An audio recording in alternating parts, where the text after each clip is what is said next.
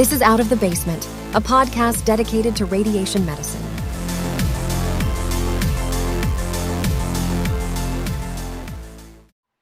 All right, I am Dr. Jason Beckta, and this is Out of the Basement, a practical radiation medicine podcast coming at you from the sweaty mountains of Vermont. Humid mountains?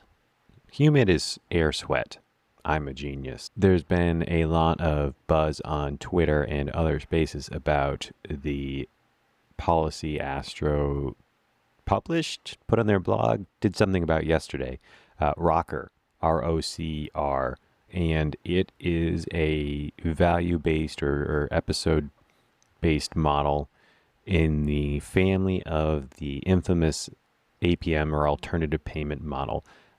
There has been, in the discussion on Twitter, which I have obviously engaged in, many of our conversations have been around the exemptions of the protons and the PPS exemption and all those things, and we'll certainly talk about those in the future. I've seen one or two tweets from the Astro side of, well, what about the meat of it?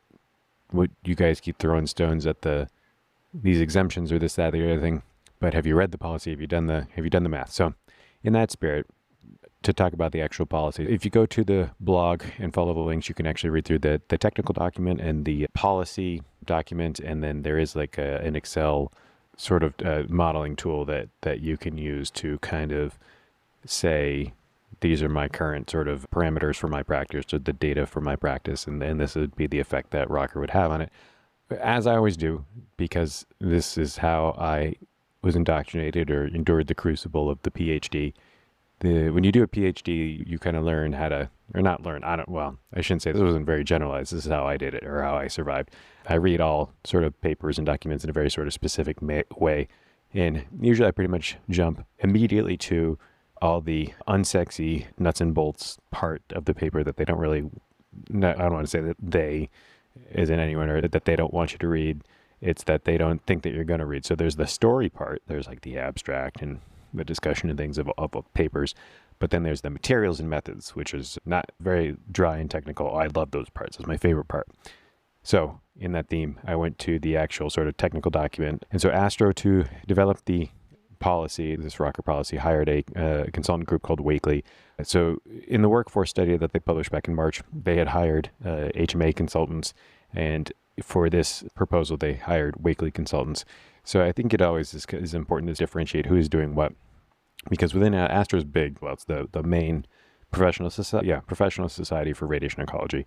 But, that's painting in broad strokes. You always got to be careful about painting in broad strokes or putting labels on things. And so within an organization like Astro, there's always people doing individual things. And it seems like from everyone I've talked to, this ROCR proposal was done by just a very small handful of individuals. And even among those small individuals, the actual technical component of it was done by the Wakely consultants. And on the document itself in the PDF, the names of the two principals. And really, even within Wakely consultants, it appears like it was just two individuals who wrote this. In reading through the materials and methods of the ROCR proposal, they modeled a lot of this based on, or similar to how APM was, where it's a diagnosis base, so there's 15 different cancers, and each cancer is kind of just a singular M code. And so instead of doing the fee for service, which is patient comes in, you drop the E and M codes, and the treatment planning and the CT sim and the whatever, either 3D or IMRT, and then per fraction and per, there's, as we're doing it now, you drop like 40 codes sometimes per patient. Instead of all that, it's just patient comes in, they have breast cancer, and you submit the M code, and then your practice is reimbursed kind of the breast cancer amount. So it simplifies things a lot by making it one singular code based on the episode of care, based on the cancer diagnosis. So skipping through, I've never really had, even with APM, while the actual numbers that were plugged into derive these sort of case-based payments, I might have disagreed with the kind of dollar amount. The reasoning behind all this is sound. And so reading through the bulk of the technical document here, the materials and methods, I maybe when I'll read it through the 30th time, I'll find something else. But what caught my eye was, so the whole purpose of this, there's multiple purposes of this, but when all of these things, there's two sides to this coin. So, well, there's three. One is the people, the patients wanting care, which we always talk about this as an us versus them thing, but I am also a patient in some senses. Maybe I'm not a cancer patient, at least not yet, but I could be in the future. So we are all patients in a certain sense. But so there's the patients getting care, there's the doctors and hospitals and providers providing the care, and then there's the corporations, government, there's something is paying for the care, or the people, of course. So in this sort of three-body problem, you have Medicare. Government always wants to save money, and the hospitals always want to make money. That's life. That's how it is. That's the core of all the things. And so for these models, whenever Medicare cuts reimbursement, they're trying to save money, and that's what the ROCR model is ostensibly trying to do, which is provide a way for quote unquote everyone to win. So what does that mean? How does everyone quote unquote win? Well, in the executive summary, so this would be the very first page of the technical document from Wakely, they expressly state in the second paragraph of the executive summary that we estimate that the proposed ROCR program will save CMS approximately $212 million over the years 2024 through 2028 compared to reimbursement for the same services under traditional Medicare fee-for-service systems. And so how are they forecasting that? How are they doing that? And so reading through the model, which is, again, very technical, and these things are difficult. We're trying to predict the future. Nobody's good at predicting the future. So it's as well done as trying to predict the future could do. And of course, anyone can go check me. Please, actually, part of the point of this, maybe the whole point of this, is I want people to check me because I am a single human being. And this stuff is complicated, and I could be deeply wrong. So please check me on all this. If you go into the technical document and scroll all the way down to Table 6, so this is towards the end of their explanation for how they developed this model. And this is under the population projection subheader. So just to recap, I won't go through explaining this model line by line myself because I would probably butcher it. But basically, the base sort of way this is calculated is as all of us can access the CMS data, the Medicare data. And so they are using something called LDS, or the Limited Data Series, I think, or L Services. It's the limited data. So there is Medicare provides all these files, and the LDS is 5% of the total sort of services provided for a year. And it's a way to kind of work with the data in a much more reasonable way, because if you try to go do this, these are big Excel files. They will crash your system. You have to use like SPSS or SAS, or these are big files. So the LDS kind of allows actual sort of reasonable use of these sort of complicated topics. And using that, they basically took I think it was the 2017 through the 2019 using LDS and 5% and blah, blah, blah, and set 2019 as year zero, which problem number one there is all of this is kind of based on pre-pandemic numbers, which, is a problem. But then again, what else are they going to do? It's really hard. It is what it is. The world is either pre-pandemic or post-pandemic, and it's not like we really have sufficient information in the post-pandemic world, if we're really in that space, to do anything. So all of us are kind of stuck doing that. But grain of salt, this is stuff from 2019. So 2019 is set to year zero. But in this population projection, they wrote, we estimated the episode case counts for 2024 through 2028 by starting with our episode case counts from the 2019 LDS data, multiplying by 20, and applying trend factors. Table 6 shows the trend factor assumption used to bring the 2019 LDS episode counts through 2024, 2028. Interesting. I mean, I get it. But so they basically take 2019 and the LDS, which is 5% of the Medicare, and they multiply by 20, presumably because 5 times 20 equals 100. All right. So, and then we look at these trend factors. So the trend factors are what they're multiplying that original number. So 2019 LDS times 20 equals the starting point, 1 equals 1. Table 6, episode case count trend factors. They have the 5 years, 2024, 25, 26, 27, 28, and then their trend factor, it's not a correction, but their trend multiplication number. And looking at that, with 2024 is 1.013, and then it continues to increase with 2028, the trend factor being 1.117.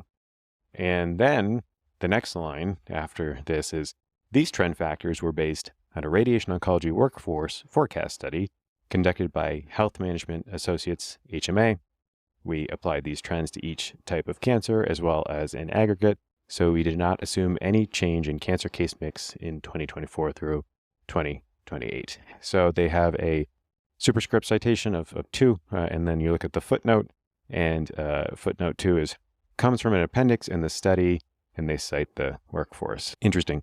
I submitted back in March, on March 9th, I think I wrote that thing in 24 hours, but the workforce study was published on March 8th online, and I submitted a letter to the editor March 9th, so that was pretty, I don't know why I do these things. I think I need real hobbies, and that has been accepted and proofs corrected and stuff, and it has been kind of sitting in proof limbo since May 16th, I think. So hopefully that comes out soon. That's a whole other topic for a whole other time. And there's some issues with the workforce study, as I have moaned about on Twitter from before. But all right, so this entire ROCR model, when the Astro says the ROCR model compared to the existing fee-for-service will save CMS $212 million by 2028. How that statement is being made is based on these trend factors, because they're doing all this work, and by they I mean the Wakely consultants, they're doing all this work to calculate out case-based payments and then projecting that out into the future. Well, knowing now that these projections on the case rates or the episode case count is based on the HMA paper, I'm pretty familiar with those as well, because I did the exact same thing with the HMA thing. Looking at 2028, the trend factor is 1.117. Stated another way, to me, again, restating that. So if you have a multiplication factor of 1.117, that means you're expecting an increase of about 11 or 12%, depends if you round up. I mean, I won't round up. We'll just say 1.11 as a factor, as a multiplication factor.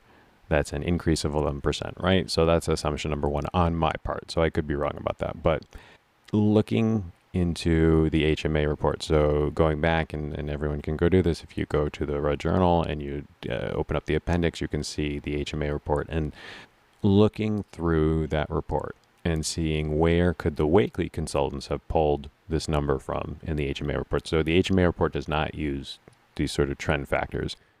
What they do use are scenarios. So one of the problems that I had with the HMA stuff or the workforce stuff was that there was no range provided for the supply side, meaning the number of radiation oncologists. But what they did do was provide scenarios, so a version of ranges, but scenarios on the demand side, meaning the utilization of radiation therapy in America.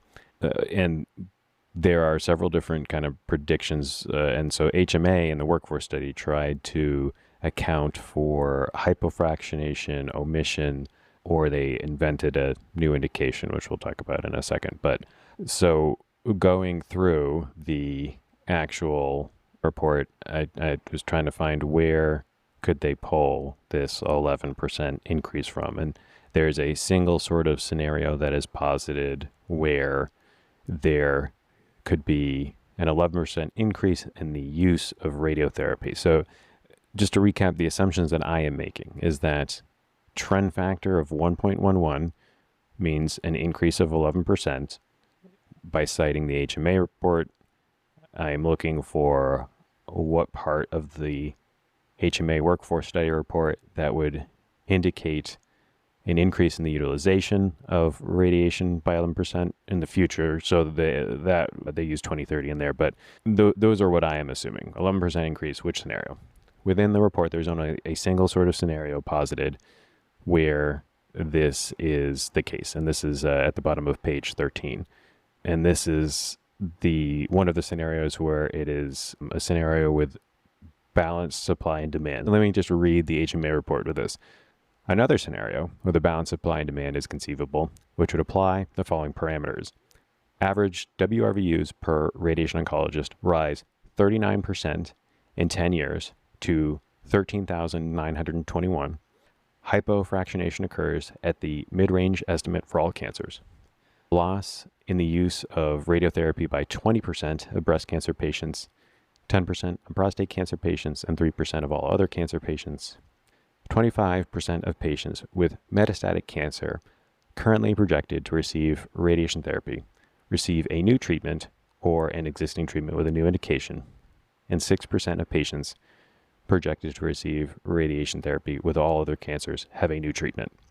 After demand impact of hypofractionation and loss of indication for breast, prostate, and all other cancers on the high end, demand rises across the country by 11%, the percentage of the highest region in the U.S. in 2019 compared with average, perhaps because of a higher percentage of patients with indication receive radiotherapy.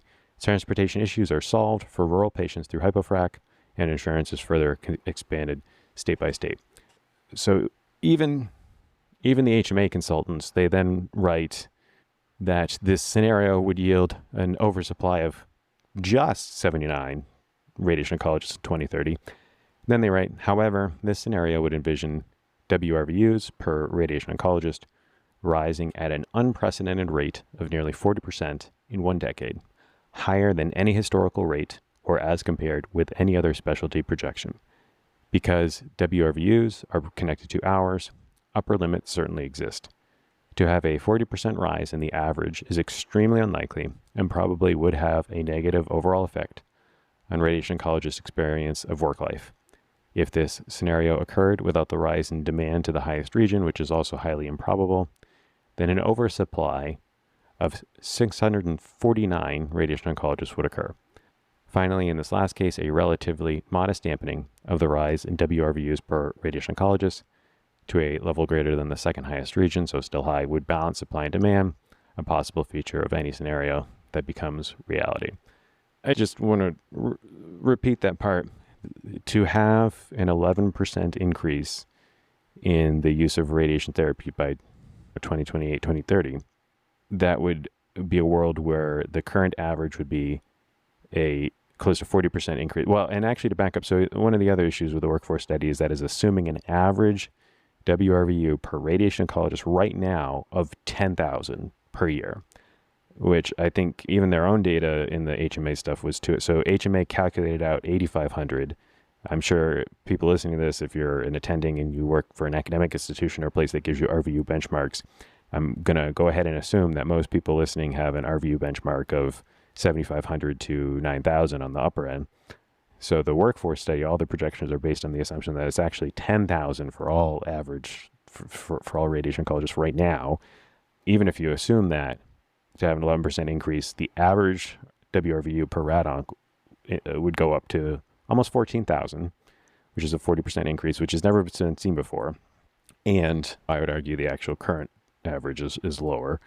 But then also, you would need to have 25% of metastatic patients receiving a new treatment. So in this report, some of these projections are made where they invent a theoretical new treatment based on just the fun stuff seen on the 2022 Astro conference.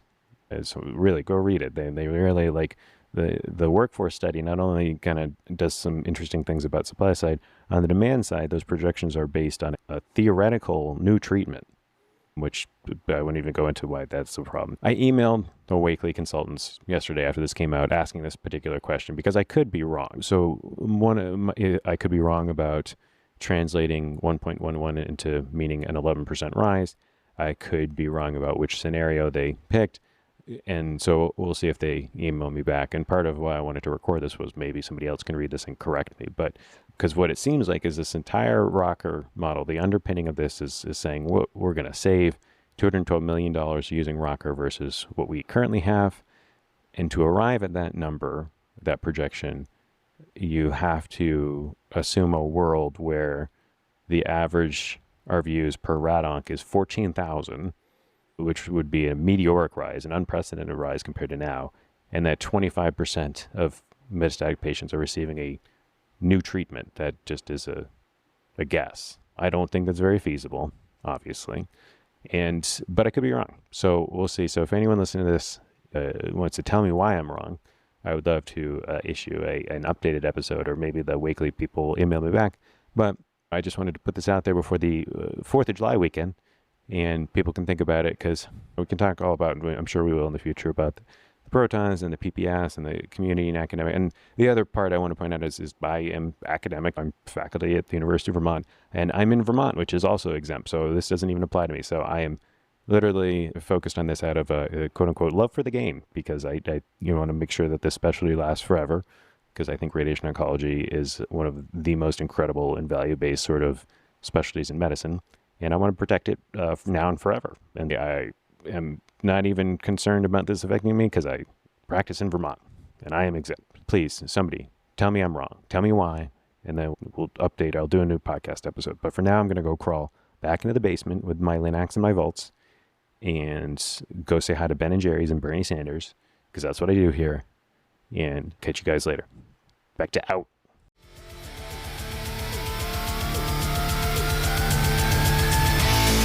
This has been a Photon Media production. Don't forget to like and subscribe on whatever platform you use to listen to us. Be well and be Mom.